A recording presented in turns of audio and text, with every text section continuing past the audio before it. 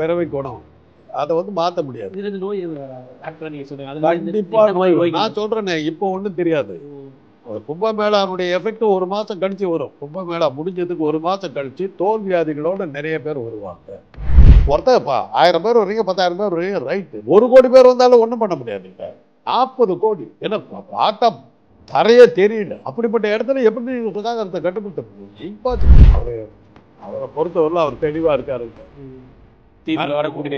மிரட்டுற அன்னைக்கு ஒரு வேலையை செஞ்சிடறாரு.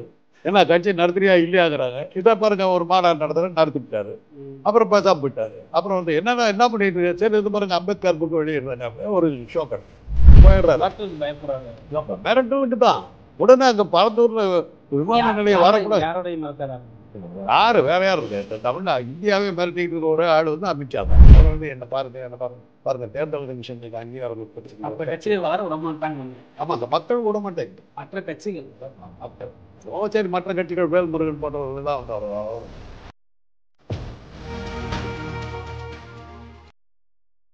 கும்பமேளா 114 வருடங்களுக்கு அப்புறம் நடக்குது. அதே நீர்நிலைகள் சுகாதார சீர்கேடு, இது எப்படி ஒரு டாக்டர் மருத்துவராக நீங்கள் அதை எப்படி பார்க்குறீங்க? அது நம்ம வந்து தவிர்க்க முடியாதுங்க. அதில் வந்து நான் யாரையுமே குறை சொல்ல மாட்டேன். 40 கோடி பேர் ஒரு இடத்துல ஒரு நேரத்தில் வந்து நின்னா என்ன பண்ணிட முடியும்? நீங்கள் ஐரோப்பாவினுடைய ஜனத்தொகை எங்கேயாது 40 கோடிங்கிறது. ஐரோப்பா கண்டம் முழுக்க இருக்கிற ஜனத்தொகை 40 கோடி. அத்தனை பேர் ஒரு ஊரில் வந்து இறங்கினா அது ஊர் என்னத்துக்கு ஆகும்? எப்படி சுகாதாரத்தை காப்பாற்ற முடியும்?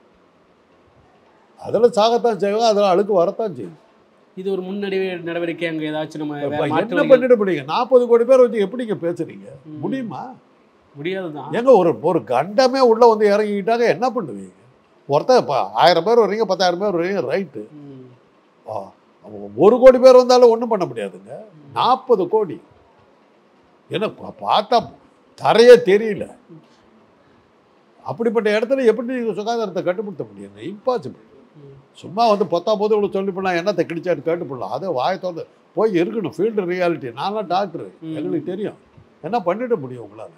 இல்லை, 12 வருடத்துக்கு ஒரு முறை இது நடக்கும்போதெல்லாம் இறப்பு வந்துக்கிட்டு தான் இருக்குது. அவையா அதில் இன்னொன்று என்னென்னா, அந்த மாதிரி விசேஷமான காலங்களில் மரணம் அடைஞ்சால் புண்ணியம் நினைக்கிறவங்க நிறைய பேர் வருவாங்க. அங்கே செத்து போகணுன்னு வந்தவொடனே நிறைய பேர் இருப்பாங்க. கும்பமேளா டைமில் செத்து போகணுங்கிறதுக்காக வேண்டிக்கிட்டு வந்தவங்க கூட இருப்பாங்க. அதான் இருக்குது. இப்போது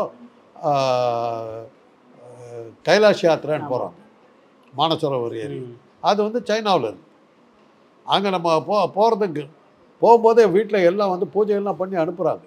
ஏன்னா அந்த மானசரோவர் இது வந்து இமயமலையில் மேலே இருக்கிறதுனால ஆக்சிஜன் கண்டென்ட் குறைச்சல். என்ன மாதிரி வயசானவங்க போனாங்கன்னா சாகிறதுக்கான வாய்ப்புகள் மிக அதிகம். நம்முடைய டாக்டர்ஸ் வந்து சர்டிஃபை பண்ணி நீ போகலான்னு கொடுத்தா கூட அந்த சீன எல்லையில், அந்த கைலாஷுக்கு இருக்கிற அந்த சீன எல்லையில் ஒரு மருத்துவமனை அவன் சைனாக்காரர் வச்சுருக்காங்க. அவங்க சர்டிஃபை பண்ணால் தான் நீங்கள் போக முடியும். அவங்க க்ளீனாக பார்த்துட்றாங்க, செத்து போய்ட்டு வைக்கிறாங்க. அதுக்கப்புறம் இல்லை அதிகம் மீறி போகிறேன்னாக்கா அவங்க எழுதி கொடுத்துடணும், நான் சாவறதுக்கு தயாராக இருக்கேன். அதில் ஒரு புண்ணியம். அங்கே போய் செத்தோம், கைலாசம் போய் செத்தோங்கிறது ஒரு புண்ணியம். அதுக்காக அங்கே போய் சாவறவங்க இருக்காங்க. என்னுடைய உறவுக்காரர் அப்படி இறந்தார். ஓகே, இவ்வளோ அறிவியல் வளர்ந்த காலத்தில் இது மாதிரி நடக்கிறது பார்க்கும்போது எப்படி தெரியுது? இது அறிவியல் வளர்ந்த காலத்துலையும் சயின்ஸ் வளர்ந்த காலத்துலையும் இதே மாதிரி கூட்ட நெரிசலில் போய் அந்த தண்ணியில் தான் குளிச்சாவன்னு சொல்கிறாங்களா? அது இதெல்லாம் வந்து காலகாலமாக இருக்கிற நம்பிக்கைகளுங்க. அதெல்லாம் நீங்கள் தகர்க்கிறது அவ்வளோ சுலபம் கிடையாது. அவ்வளோ சுலபம் கிடையாது. கும்பமேளாவில் பெண்களுக்கு பாதுகாப்பு இல்லாத இதுவும் நடந்துட்டு சார். இதெல்லாம் நான் தான் சொல்கிறேனே, ஒருத்தர் 2 பேர் 3 பேர்னா முடியும். 40 கோடி பேர் சார். இந்திய இராணுவமே வந்திருக்கணும் சார். இந்திய இராணுவமே வந்திருக்கணும். அப்போ தான் எல்லா மாநிலங்களும் ஒன்றா சேர்ந்து அங்கே போய் நின்று இருக்கணும், பாதுகாப்பு கொடுக்கணும். அப்போ தான் முடியும். ஏன்னா ஒரு ஐரோப்பா கண்டமே வந்து நிற்கிதுன்னா எப்படி முடியும்? It's impossible. என்ன கணக்கு போட்டாலும் முடியாது. அதான் நான் சொல்கிறேனே, சில பேர் அங்கே சாவறதுக்குன்னே வருவாங்க, அவங்க செத்து தான் போவாங்க. காப்பாற்ற முயற்சி பண்ணால் கூட அங்கே செத்து போகணுன்னு வேண்டுதல் பண்ணிட்டு எதையாவது பண்ணி செத்து போயிருப்பாங்க. மரணங்களை தவிர்க்க முடியாது. அதே மாதிரி இந்த தண்ணி குப்பை சாக்கடையாக மாறி இருக்கும். ஆமாம், இது இந்தியா மாசு கட்டுப்பாட்டு வாரியம்னு சொல்லியிருக்காங்க. தண்ணி வந்து சீர்கட்டு போயிருக்குன்னு. அதையும் மீறி வந்து நம்ம தொழிலதிபர்கள், நடிகைகள் எல்லாம் அதுவே திருப்பி நீராடுறாங்களே. ஏங்க ஒரு புண்ணியம் கிடைக்குதுங்கிற ஒரு நம்பிக்கை தாங்க. சீர்கட்டு தண்ணியில் பாக்டீரியா அது இதெல்லாம் வந்து மனிதனுடைய பிறவை குணம். அதை வந்து மாற்ற முடியாது. இதுல இருந்து நோய் எதுவும் வராது டாக்டரா நீங்க சொல்லுங்க. அதுல இருந்து கண்டிப்பாக எந்த மாதிரி நோய் வரும். நோய்கள்? நான் சொல்கிறேனே, இப்போ ஒன்றும் தெரியாது. கும்பமேளானுடைய எஃபெக்ட் 1 மாதம் கழித்து வரும். கும்பமேளா முடிஞ்சதுக்கு 1 மாதம் கழித்து தோல் வியாதிகளோட நிறைய பேர் வருவாங்க. லட்சக்கணக்கில் வருவாங்க. பல்வேறு வகையான தோல் நோய்கள் வரும். அதுக்கப்புறம் வயிற்றுக்கடுப்பு, இது பேதி, இந்த மாதிரி டயரியா, இதெல்லாம் நிறையா வரும். வயிற்று நோய்கள்லாம் நிறையா வரும். 1 மாதம் கழித்து தான் எஃபெக்ட் தெரியும். கும்பமேளாவில் இது அரசியல் இது இருக்கா சார்? அரசியல்லாம் அது இருக்கிறதா தெரியல. அது வந்து நம்ம நாட்டில் அது நம்பிக்கை. 12 வருஷங்கிறது என்ன கணக்குன்னு எனக்கு தெரியாது. வடக்கில் வந்து கும்பமேளா, ஆந்திராவில் வந்து புஷ்கரணி, கோதாவரி புஷ்கரணி, தமிழ்நாட்டில் வந்து மகாமகம். இது 3 இந்த 12 வருஷத்துக்கு ஒரு தடவை நடக்கிறது. அது ஏதோ நதிகள்லாம் அந்த நேரத்தில் வந்து ஒன்றா சேர்றதாகும். அதில் என்ன வேடிக்கைன்னா, கங்கை நதியை வந்து பெருசாக பேசுகிறோம். அமெரிக்காவில் இருக்கிற ஒரு சாட்டாஹூச்சி ரிவருக்கும் கங்கை நதிக்கும் பெரிய வித்தியாசமாக கிடையாது. சாட்டாஹூச்சி ரிவருங்கிறது நீங்கள் கேள்விப்பட்டு கூட இருக்க மாட்டீங்க. நான் இருந்த அட்லாண்டாங்கிற ஊரில் அந்த ஒரு நதி தான் ஓடுது. அப்போ கங்கையை விட பெருசு. அவங்களாம் கண்ணை ஒத்திக்கிட்டு இது பண்ணிக்கிட்டுலாம் இல்லை. கொலராடோன்னு ஒரு ரிவர் ஓடுதுங்க. அதில் வந்து அதில் பயணிக்கிறது ஒரு பெரிய விஷயம். காட்டாறுன்னா அப்பேற்பட்ட பயங்கரமான இது. கொலராடோவில் போகிறதுங்கிறது பெரிய த்ரில்லு. அவங்கெல்லாம் நதியை கடவுளாக கும்பிட்டுக்கிட்டுலாம் இல்லை. அந்த தண்ணியெல்லாம் இதாக இருக்குது. இது கங்கை நதி வந்து அப்படி சொல்கிறாங்க. கங்கை நதி ஹரித்வார், அதுக்கு பேர் ஹரித்வார். அந்த ஹரி இறங்குற இடம். ஹரிங்கிறது சிவன், சிவன் வந்து இறங்குற இடம். துவாரம்னாக்கா வாசல். ஹரி சிவன் வந்து இறங்குற இடம். அந்த இடத்துல தான் கங்கை சமவெளிக்கு வருது. அது ஒன்றும் இமயமலையில் மலையில் ஓடுது. மலையிலேருந்து சமவெளிக்கு வருது அந்த இடம். அங்கே போனோம்னா ஒரு ஸ்பீடில் வரும் பாருங்க தண்ணி, பயமாக இருக்கும். முழங்கால் தண்ணி தான். இறங்குறது கைகாலெலாம் ஆடி போகுது. அந்த ஸ்பீடு அவ்வளோ ஸ்பீடாக போயிட்டுருக்கும். அங்கேருந்து அது கல்கட்டா வரணும் போகணும். 1000 2000 மைல் போகுது அங்கேருந்து. அங்கே அவ்வளோ தூரத்துக்கு அந்த ஸ்பீடில் போகும். தண்ணி எப்படி இருக்குன்னு தெரியுங்களா? பளிங்கு மாதிரி இருக்கு.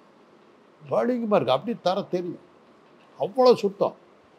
அதே கல்கத்தாவில் ஹூப்ளி சாக்கடை. அதே கங்கை தான். கல்கத்தா ஒரு சாக்கடை. அவ்வளோ ஏன் கஷ்டப்படுறீங்க? இங்கே போங்க, பருத்திப்பட்டு போங்க. அங்கே ஒரு நதி ஓடுது. அது என்ன நதி தெரியுமா? கூவம். எல்லாம் தண்ணி பிடிச்சிட்டு போவாங்க. குடிக்கிற தண்ணியெல்லாம் அங்கே தான் எடுத்துக்கிறாங்க. அதே மவுண்ட் ரோடுக்கிட்ட சிந்தாரிப்பேட்டைக்கிட்ட வரும்போது அந்த தண்ணிக்குள்ளார இறங்கக்கூட முடியாது. சாக்கடை. லயோலா காலேஜ் ஒன்றும் குடிக்கிற தண்ணி அது. லயோலா காலேஜில் சாக்கடை சேரும். கூவங்காடு.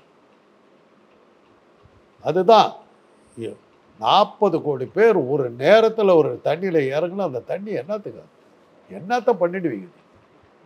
அதனால் அதெல்லாம் வந்து செத்து போனாங்க எத்து போனாங்க அதெல்லாம் பாலிடிக்ஸ் பார்த்தா அர்த்தம் யாராலும் முடியாது. அப்படி ஒருத்தர் செய்கிறான்னா கூட்டிகிட்டு வாங்க, செஞ்சு காட்ட சொல்லு. ஓகே. விஜய் கட்சி ஆரம்பித்த ஒரு வருடங்களாக விழா கொண்டாட போகிறாங்க. அது எப்படி நீங்கள் பார்க்குறீங்க? அவரை பொறுத்தவரையில் அவர் தெளிவாக இருக்காருங்க. திமுகவோட கூட்டிட்டு மிரட்டுற அன்னைக்கு ஒரு வேலையை செஞ்சிடறாரு. ஏன்னா கட்சி நடத்துறியா இல்லையாங்கிறாங்க. இதை பாருங்க, ஒரு மாநாடு நடத்தி விட்டாரு. அப்புறம் பேசாமல் போயிட்டார். அப்புறம் வந்து என்ன பண்ணிட்டு இருக்க? சரி இது பாருங்க, அம்பேத்கர் புக்கு வெளியிடுறாங்க. அப்படியே ஒரு ஷோ கட்டினார். அப்புறம் கேட்டாங்க, ஒரு 3 மாதம் ஆளை காணும். என்னப்பா பண்ணிகிட்டு இருக்காங்க? இதப்பா விமான நிலையத்துக்கு எதுப்பா ஒரு போராட்டம் நடத்திட்டு அப்படி அப்பப்போ அவங்க மிரட்டும் போதெல்லாம் ஒரு ஷோ பண்ணிட்டு போயிடுறாரு. மிரட்டலுக்கு பயப்படுறாரு. அப்போ மிரட்டலுக்கு தான் உடனே அங்கே பரந்தூரில் விமான நிலையம் வரக்கூடாது. யாரோடைய மிரட்டலாக இருக்கும்? வேற யார் இருக்கா? இந்த இந்தியாவே மிரட்டிக்கிட்டு இருக்க ஒரே ஆள் வந்து அமித்ஷா தான். வேற யார்? அவர் தானே நம்முடைய சர்வாதிகாரி. அவர் வச்சது தானே சட்டம். அவர் அமலாக்கத்துறையை வச்சுருக்காங்க. உங்களுக்கு எனக்கும் பயம் இல்லை. ஏன்னா அமலாக்கத்துறை வந்து சோதனை போட்டுச்சு நம்ம வெறும் பாக்கெட் போட்டு அவன் தான் காசு போட்டு போகணும். ஏன்னா அப்போ பணக்காரன் பயப்படுற நாடுங்க இது. வேறு என்ன பண்ண முடியும்? இப்போது ஆதவர்ஜனை கூட ஆலோசகராக அதை உள்ளே ஜாயின் பண்ணியிருக்காரு. கட்சி மேம்பட வளர்ச்சி அடைய வாய்ப்புகளுக்கு விசிகா கட்சி மேம்படுத்த இல்லையோ ஆதவர்ஜன் நல்லா வளர்ந்துக்குவார். நல்ல செல்வ செழிப்பாக இருப்பார். ஒவ்வொரு கட்சியாக போயிட்டுருக்காருங்க. திமுகவில் இருந்தார். அப்புறம் சரியான வாய்ப்பு தரல திமுகவில். அப்படித்தான் சொல்லிட்டு போயிட்டார். அது அவர் எதிர்பார்த்த வாய்ப்பை கொடுக்கல. அவர் எதிர்பார்த்த ஒரு வாய்ப்பு வேறு, அது அவருக்கு கிடைக்கல. அது லாபம் இல்லைன்னு அங்கே போயிட்டார். அடுத்தபடி விஜயகாந்த் கட்சிக்கு வந்தார்னு நினைக்கிறேன். அதுக்கப்புறம் இங்கே போயிருக்காரு. புதுசாக கட்சி ஆரம்பிக்கிற இடத்துக்குலாம் இவங்க போவாங்க. உங்கள் கட்சியை நான் வளர்த்துறேன் ஓரளவுக்கு தேர்த்திக்கிட்டு கிளம்பிடுவாங்க. அடுத்த கட்சிக்கு போயிடுவாங்க. அவ்வளோதான். அது மாதிரி ஒரு 4-5 பேர் இது நம்ம கூட செய்யலாம். ஜெயிக்கிற கட்சியாக தேர்ந்தெடுத்து பார்த்துட்டு அந்த கட்சியில் போய் பொதுவா இந்த எலெக்ஷனில் வந்து அதிமுகவும் நம்ம டிவிக்கு விஜய் கட்சியும் கூட்டணி வர வாய்ப்பு இருக்கா? ஒரு கட்சி இப்போ தேர்தலில் புறக்கணிக்கிற நிற்கிறதே நிறுத்தி பிடிச்சி, ஒரு கட்சி இன்னும் நிற்கவே இல்லை. இது ரெண்டும் ஒன்றா சேர்ந்துச்சுன்னா என்ன பண்ணுறது நீங்கள் தான் சொல்லணும். பிரசாந்த் கிஷோர் வந்து சந்திச்சிருக்காங்க அப்படின்னு பேச்சு வருது. பிரசாந்த் கிஷோர் தான். அப்புறம் என்ன, பீகாரில் மகா வெற்றி அடைஞ்ச மினிஸ்டரானவர்ல பிரசாந்த் கிஷோர். இப்போ தானே ஒரு 3 மாதத்துக்கு முன்னாடி மகத்தான வெற்றியை நடத்திட்டு வந்தார்ல. இல்லை அங்கே எதுவும் பண்ணலாம், நீங்கள் பண்ண வாய்ப்பு இருக்குல்ல சார். அவரை நம்பி பட்ஜெட் கொடுக்குறாங்க. பிரசாந்த் கிஷோர் சொல்கிறத கேட்டு ஓட்டு போடுற அளவுக்கு மக்கள் வந்து அவ்வளோ முட்டாள்களா? அப்படி இருந்தால் அவங்களே ஆயிருக்கலாமே சார். பிரசாந்த் கிஷோர் ஏன் சார் உங்களையும் என்னையும் தூக்கி விடணும்? தானே பிரைம் மினிஸ்டர் ஆகிக்கிறாங்க. அவர் தான் எல்லாமே தெரியுது. அவரே ஆயிருக்கலாமே, ஏன் அவர் ஆகலை? இது ஒரு பொழப்பு சார். திருவிழா காலத்தில் பலூன் விற்கிற மாதிரி இந்த சீசனில் குற்றாலத்தில் வந்து சீசன் டைமில் வந்து எல்லா வியாபாரம் நிறையா பேர் குவிவாங்களா, அது மாதிரி எலெக்ஷன் டைமில் அந்த இடத்துக்கு இந்த மாதிரி ஆட்கள் வருவாங்க, ஒரு கட்சியை பிடிப்பாங்க, வேணுங்கிறத தேத்திக்கிட்டு கிளம்பிடுவாங்க. இப்படி ஒரு போயிட்டு இருக்கும்போது நாம் தமிழில் இலையுதிர் காலம் வந்திருக்கு அப்படின்னு சொல்லி சீமானோட சொல்கிறாங்க. இலையுதிர் காலம் வந்து எலெக்ஷனுக்கு எப்படி அது இலையுதிர் காலம் அப்படியே மரத்தோட சாஞ்சிருமா, இல்லை செழிப்பாக வர வாய்ப்பு? நாம் தமிழர் கட்சி இலையுதிர் காலத்தை பற்றி பேசாதான் ஆச்சரியம். பொட்டல் வெளியில் ஏது மரம், பொட்டை காடு, கண்ணு கட்டினவர்களும் கட்டாந்தர, அதில் ஏது மரம், அதில் ஏது இலை, அப்புறம் அது எங்கே உதவுது? யாருமே இல்லாத கட்சி. மரமே இல்லைங்கிறீங்க. பொட்டல் வெளிங்க பாலைவனத்தில் ஏதுங்க மரம், அங்கே ஏதுங்க இலையுதிர்க்கா? இது சீமானோட சர்க்கிள்னு எடுத்துக்கலாமா? இது ஒரு சீமான் எங்கே ஏறினார் சறுக்கிறதுக்கு? அவர் கீழே தானே கிடக்கிறாரு, குப்பையில் கிடக்கிறாரு. குப்பை இன்னைக்கு வந்து ஏதாவது ஒரு இடத்துல டெபாசிட் வாங்கியிருக்காரு, எதாவது பண்ணியிருக்காரு அவர். கேட்டால் சொல்லுவீங்க, போன எலெக்ஷனில் 1000 ஓட்டு வாங்கினா இந்த விட 1100 ஓட்டு வாங்கியிருக்காரு தெரியுமா? 100 ஓட்டு ஏறி இது மாதிரி ஏதாவது சொல்லி அவரை ஏற்றி விட்றீங்க. நீங்கள் ஏற்றி விட்றது தாங்க பாவம். ஏற்றி விடுங்க. இப்படியெல்லாம் ஏற்றி விட்டால் தான் ஒரு ஆளை நல்லா கவுத்த முடியும். இப்போ சீமான் விஜய் அவரோட இருபேரோட கட்சியோட வளர்ச்சி வந்து விஜய் கட்சி வளர்ச்சி நம்ம சொல்லலாமா, சீமான் கூட வளர்ச்சின்னு சொல்லலாமா? எது இப்போ இருக்கிறதுல எது வளர்ச்சி அடைஞ்சிருக்கு? ரெண்டும் வளர்ந்துருக்கு. விஜய் தான். ரெண்டு பேரும் ஒவ்வொரு தேர்தலையும் எவ்வளோ ஓட்டுகள் வாங்கிட்டு மக்கள் மத்தியில் எப்படி நிற்கிறாங்க பார்த்துக்கிறோம். முதல்ல அரசியல் ஆரம்பிக்க சொல்லுங்க. அவர் இன்னும் அரசியலுக்கு வரவே இல்லை. விஜய் பொறுத்தவரை அரசியலுக்கு வரல. இவர் வந்து அரசியலில் இருக்கிறதுக்கு ட்ரை பண்ணுறாரு, யாரும் அலோவ் பண்ண மாட்டேங்கிறாங்க, மக்கள் அனுமதிக்க மாட்டேங்கிறாங்க, நீ வாடான்றாங்க. அவர் வந்து என்ன பாருங்க தேர்தல் கமிஷன் எனக்கு அங்கீகாரம் கொடுத்துருச்சுங்க. மற்ற கட்சிகள் வளர விட மாட்டாங்கன்னு நினைக்கிறேன். ஆமாம், அந்த மக்கள் விட மாட்டேங்கிறாங்க. மற்ற கட்சிகள் அதான் மக்கள் அது சரி, மற்ற கட்சிகள் வேல்முருகன் போன்றவர்கள்லாம் வந்து அவர் வளர விட மாட்டேங்கிறாங்க. ஓகே சார், இவ்வளோ நேரம் உங்கள் பொண்ணான நேரத்தைகளுக்காண்டி ஒதுக்குனதுக்கு ரொம்ப நன்றி சார்.